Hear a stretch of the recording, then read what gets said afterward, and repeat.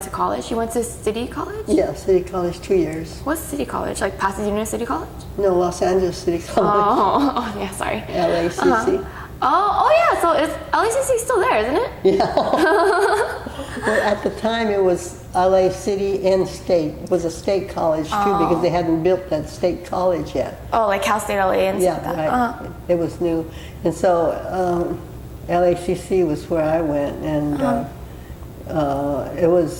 had a lot of returning vets going there too. So my partner in chemistry was a 28-year-old returning vet, and I thought, oh, he's so old. I thought you were going to say you thought, oh, he's so cute, but you said he was so old. He was kind of good looking, but he was old. He was, yeah, he was smart too. I was probably a drag on him as a partner, because I did not do good. So you went to college and for 2 years, and then what did you major in? Latin and... No, I didn't take that. I took, I was going to go to UCLA, but I couldn't afford it. So my girlfriend went there, and first year of LACC, I took chemistry and I got a D. Luckily, I got an A in the English, so I balanced it out and I passed that grade. But I decided I didn't want to take that over because I didn't think I'd do any better. And so I changed my course instead, and I went to secretarial. So I finished it in a year and a half instead of 2 years because I wasted one semester doing all the stuff I needed for the academic. So I was secretary. Oh, so you became a secretary after you graduated? And this whole time, where are you living at your house in Los Angeles? Did you ever move out? Nope, just when I got married. Oh, so by the time you graduated college, you must have been 21, 22? No, I was, let's see, 20, I was 18, 19, 20, 1, 22, 18, 19, 20. Yeah, I was about 20. Yeah, 20, 21, around there. When you graduated? Yeah, because I went 2 years. Oh. 2 years in college. So I graduated at 18 in high school, and then 2 years in college. Wait, so how did you meet Ben? Or Mr. Okura? I met him, I was in college when I met him, I think. Yeah, probably one of the parties, one of the dances. Yeah. One of the parties, he was a farmer. He was? Yeah, he farmed. You could read that in his thing, but then he grew up on a farm. His mother farmed, and his dad farmed. His mother was about 4 feet. She was really, really little. Really? She had 7 kids. Oh, wow. All from the home. All natural births. Oh, I don't know how she did it. Wait, so was this like love at first sight?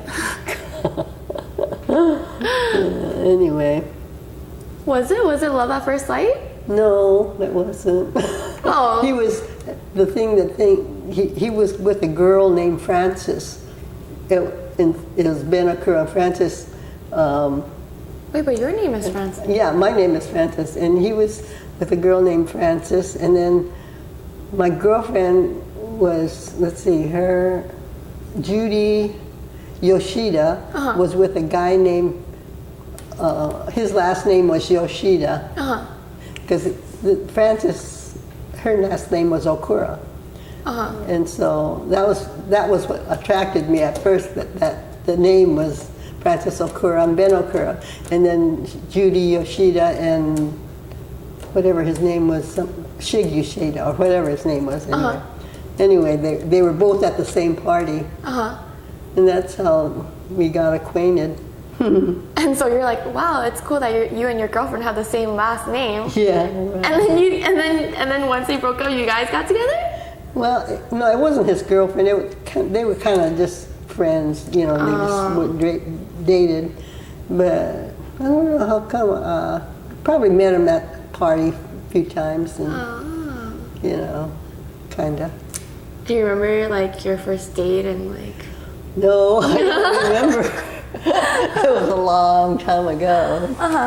Wait, so at all these places, you didn't experience any discrimination, like? You know, I didn't. You really A lot didn't? of people did, but I didn't. I just never paid any attention, you know, actually. So. Because I've heard that, you know, some of like the stores would say like, oh, like no Japs or Yeah, white right. only and stuff like that. Did you see any of that? No, I never did. Oh. I guess I'm not very observant or something, you know. Because he did, because he went out of camp. Oh, You know, he went out of camp into Cody and all the neighboring towns in Wyoming, you know. But Okay. So for your husband, when did you guys decide to get married? At 23? Did you guys date for a while and then decide to get married? Or yeah, well, how old was I? I don't remember. I was around 23 or 20. Yeah, I was around. Yeah, I think I was around 23. Something like that. and you got married and then you moved to San Gabriel Valley. La Puente. La Puente. Yeah, La Puente. Well, we were living with his mother for a while, you know, in the we call those houses that have two sides to it. Like two people live in a house. Like those apartments? Yeah, Complex? kinda. Like the condos? Yeah, it's not, well, duplex, it's called a duplex. Yeah, in a duplex. And my brother-in-law and my sister-in-law lived on the other side. Oh, so his family you mentioned were farmers then, right? So did you move into like a farm? No, it was in, they weren't, after the war, they weren't farmers. They didn't farm. And so they were, they did produce though. Oh, They sold produce. so like your father? Yeah. But, so they, so we lived there for a while and then we moved to La Puente. And where was that duplex at? La Puente? Oh, both of them were? Both duplex? No, so the house that was a duplex, that was in La Puente? No, that was in Los Angeles, you know, right by the cemetery, Japanese cemetery. Oh. Evergreen Cemetery. Oh, Yeah. And then you moved to La Puente. Yeah. With just him. And how was life with him? How was life with Yeah, you could Mr. see the house.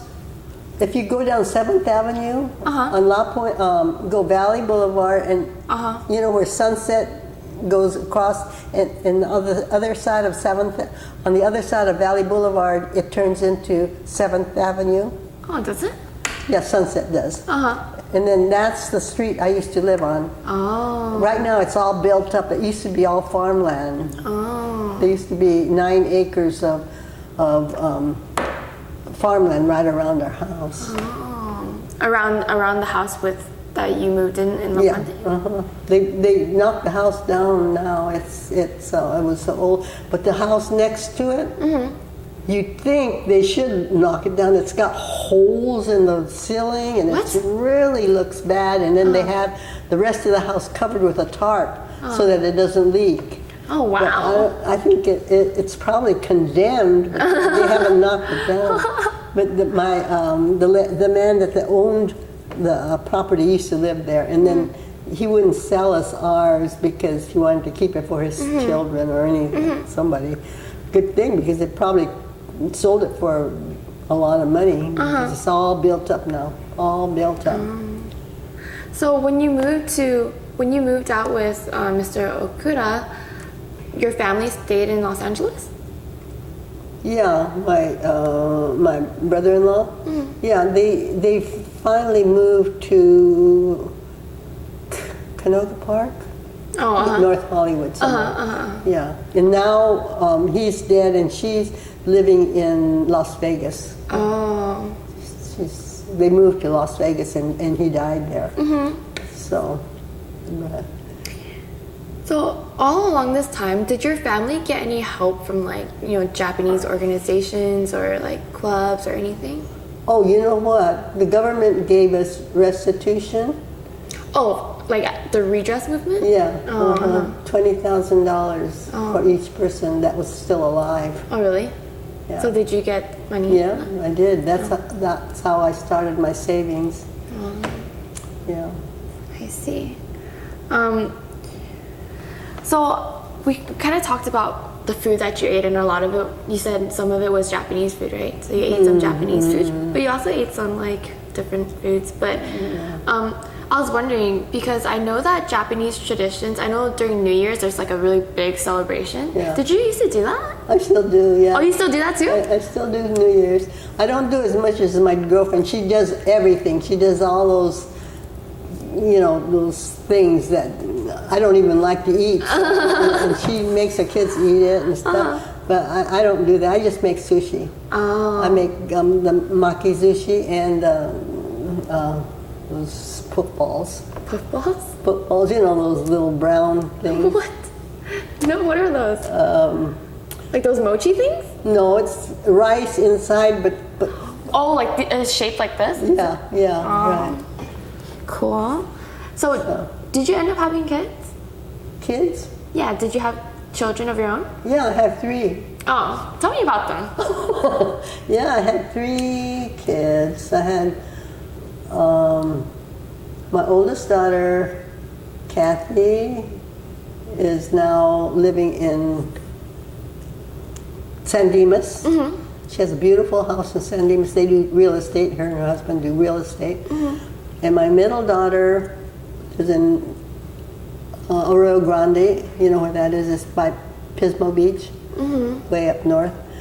And she has a great big house up there, and she does real estate. She does really well. She does $1 million homes. Wow. And a $1 million home up there is not like a $1 million home here, because the property is so much more expensive up there. So it could be a house that's like a house down here, but it would cost $1 million up there, and it wouldn't down here. And then my youngest daughter lives in Newport Beach. Oh, wow. And that's where I'm going to go live next year. Oh. And she wants me to move in. They bought a new house. But even now, you're still living in that same house in La Puente, right? No, they raised that house. It's gone. Wait, then where'd you move to? To West Covina. Oh. Yeah, I moved to West Covina. When was this? When did you move to West Covina? My youngest daughter was 2. She was 2 years old, yeah. That's when we moved into the house. And she's right now, God, how old is she? 50, I think she's about 50, maybe 50, something like that. Oh, really? Your youngest? Yeah. Wait, so were you ever involved with the center? The East San Gabriel Valley Japanese Community Center?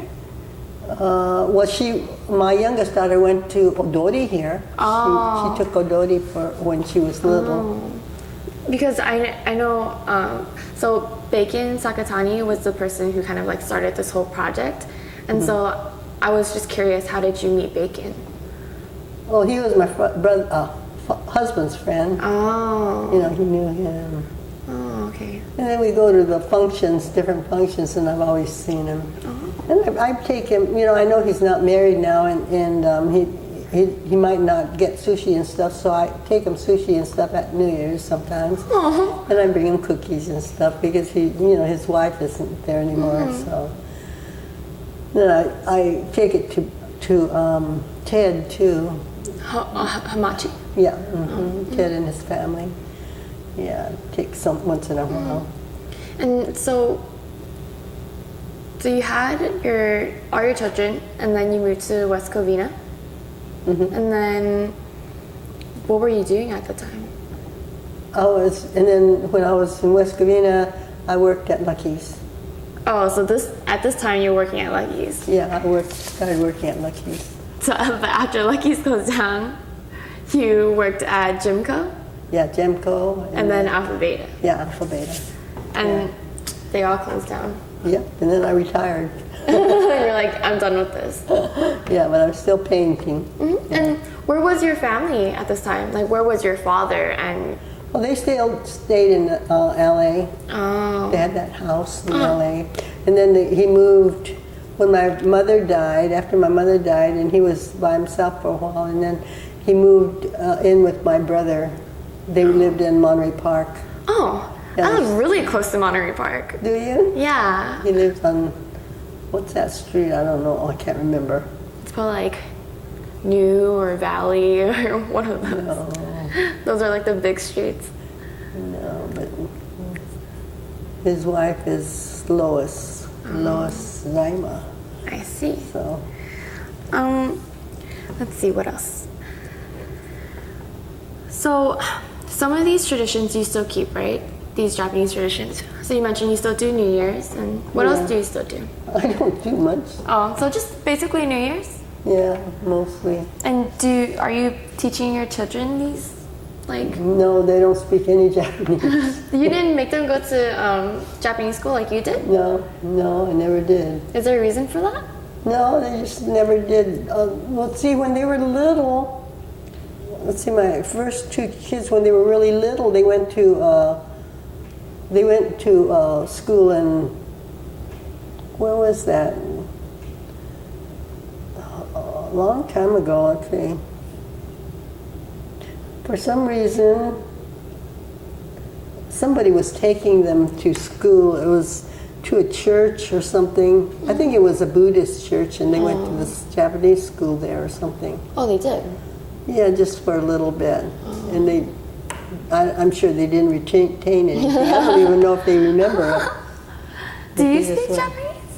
Well, a little bit. I can understand it better than I can speak it. Yeah, because you don't practice it. You don't remember it. Did you speak Japanese to your parents though?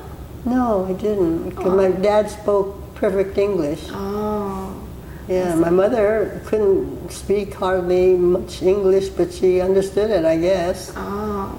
She made herself understood. Yeah, and then when we were little, I told you that she was concerned about the other babies, so I didn't see her too much. That makes sense. So you don't plan to teach your children like more Japanese traditions so that they Well, it's a funny thing. My my daughter's children went to a private school. They go to this private school, and he started when he was a couple of years ago, and it's called Walden's, and they have to take a foreign language. They could either take, I think, French or Japanese. Oh, that's so random, isn't it? It's funny in Japanese because there's no Japanese kids in that school. And so he chose Japanese. Cool. So he took it for a year. I don't know if he learned anything. But, it was kind of fun. And you had to take an instrument. You could either take a violin or a cello. Or a viol, V-I-O-L-E, those three things. And he chose the cello, which he hated, because he loves piano. He takes piano right now. Cool. But he's a good pianist. And, this is going to be the first year he's going to go to a public school, and he's so excited. He's going to go to she's going to let him go to a public school, because his high school is going to be a public school, and she wants him to get acclimated before he goes to high school. Yeah. So he's all excited to go to a public school. So. Did your children marry outside of their race, or did they marry Japanese? They did. Oh yeah, they did? Yeah, because my first daughter married Richard Little. He was white. He turned out to be like a drug dealer. Oh, what? What? He was not good. So she lost her whole house and everything. Oh my gosh. And she's still single. She's never going to get married again. Wait, did you object to them marrying outside of the race, or did you not? He was he was a nice person. You know, we thought he was going to be good, and he didn't turn into a drug dealer right away. He just kind of he was working at the place where they do nuclear things, Grenoble or something, and it was a really, really good paying job. Yeah. And then they laid him off, and instead of looking for another job, he's waiting for them to call him back, and he just waited so long. They lost their house, and then he started doing other things. And so anyway, they're separated. I mean, divorced, and then she had to pay all his bills on his credit card, which she had signed off, but she was the only place that they could go to collect, so they went after her, and so she paid it all off. And I think he might be in jail now. I don't know what he's doing. But anyway, my second daughter, she was my second daughter, sorry. My first daughter married, she married when she was 14, 15. What? She was very young, and she kept running away with this guy, and we had her to a psychiatrist, and he said, let her get married. What? So, what can we do? She kept running off, so we let her get married. They got married. And to a white person? No, he was Mexican. Oh. And anyway, she had a baby. He was 3 pounds, and we thought he would die, but then he's good. He grew up, and when he was 2, his father died of an overdose. So she's been single until she met, she grew up. She met another guy, and she was with him for a long time, but he died.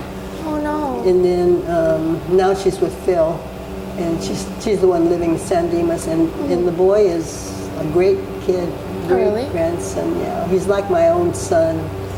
Yeah, and he has 2 children of his own. So. And is he? What race is he? Well, he's 43. Well, no, what race is he? Well, he's half Mexican and half Japanese. Okay. So, anyway, the third daughter, my youngest daughter, married an Iranian. He's from Iran. He came from Iran when he was about 14. And they learn English when they're in Iran, but nobody could understand him. He tried to tell the stewardess he wanted a drink of water, and she couldn't understand him. But they don't teach him the accent. They teach him how to say it, but they don't teach him the accent. Well, anyway, he can talk now, but he's a very successful businessman. So they're doing good. Did you object to them dating outside their race, or? No, I didn't. He was so good looking. He was. They were going around when she was 16 and he was about 18. When they first met, he was an exchange student. Not an exchange student, but he was a foreign student in their school. Yeah. And his brother had sponsored him to coming over. So, did all your daughters get married at a relatively young age? Yeah, obviously. And you were okay with that? Yeah. If they're going to get married, they're going to get married. What can you do? I mean, so. That's really interesting. After the first time, they don't want to get married again. So none of them remarried then, right? No, not the second or the first. Second. That's really interesting. Yeah, and they're all doing well.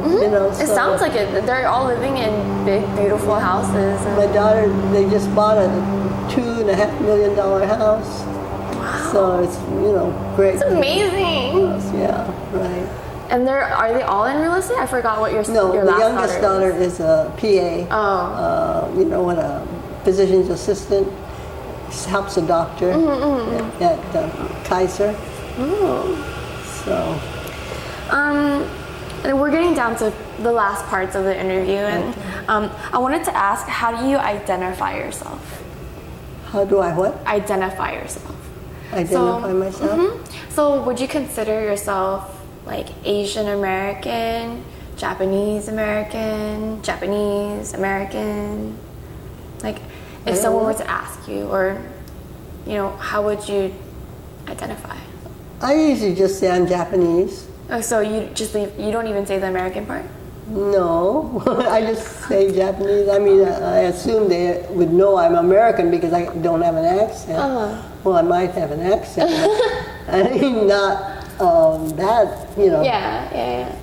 So I just never think about it. you just never think about it? Yeah. So you usually just say you're Japanese? Yeah. And what are your feelings towards America?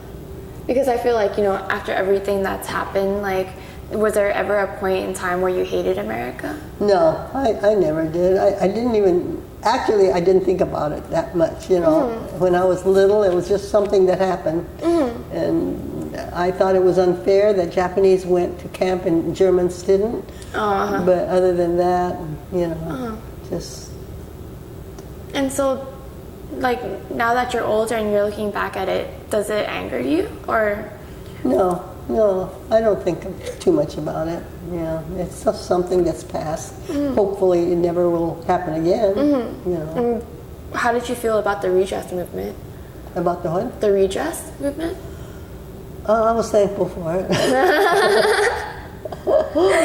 Yeah. Well, people had handled their 20,000, you know, sensibly, it would have helped them. And some, if they just splurged it and, you know, just threw it away, it's just their fault, I think. Because I think it helped me a lot getting that nest egg, you know, started. I give each of my kids $2,000. Oh, really? But they gave it back to me. They said, no, you keep it and do something with it. So Aww. just one of them kept it. Just one of them kept it? Yeah. Was it the last one? See, no, it was, who was it that kept it? Yeah, Shelley, the youngest one. The one that has a $2 million house. She probably needed it for that $2 million house. So we talked about your children a little bit and some of the traditions that they learn from you. And so what do you think, where do you see their place in America? Do you consider them, you know, Japanese Americans, and would you like them to like kind of like keep those traditions with them, or, you know, now that they're marrying outside of their race, like, does that matter to you? Well, you know, my youngest daughter does a lot of Iranian things. She prepares a lot of food, Iranian food. Oh, really? And her kids eat Iranian food. They don't speak Farsi, but when they go to visit their mother, Farsim's mother, she makes them sit there and watch Iranian television, which they hate. They can't understand a word of it, but they don't like to visit her just for that reason. Oh, really? You know, she doesn't do fun things. So, but anyway, so she goes more or less, she doesn't do too many Japanese things, but then, you know, my great-grandson, the one, the boy that almost died, his son is really, he likes Japanese things. Yeah, he's very, well, his girlfriend used to be, not Korean, she used to be Vietnamese. And when he was going with her, everything was Japanese. You know, he loved it when I gave him Japanese things from Maracay and stuff. And I don't know about now because he's got a Caucasian girlfriend. But he always is very, likes Japanese things. They all like sashimi, you know. That's good. Except Anthony. I don't know if Anthony will eat it. He doesn't eat a lot of things. So. Who's Anthony? the youngest one. The youngest grandson? Or- Yeah, the youngest grandson. He likes steak. Oh. He I thought take that steak juice story was so interesting. Yeah, I can remember her squeezing that steak and making juice. It sounds a little like I don't know if I would want to drink it, but I mean for life For to a live. baby. But does that bother you though that down the line your grandchildren maybe won't have all these Japanese traditions that? No, it doesn't. It's their choice. If they want to, they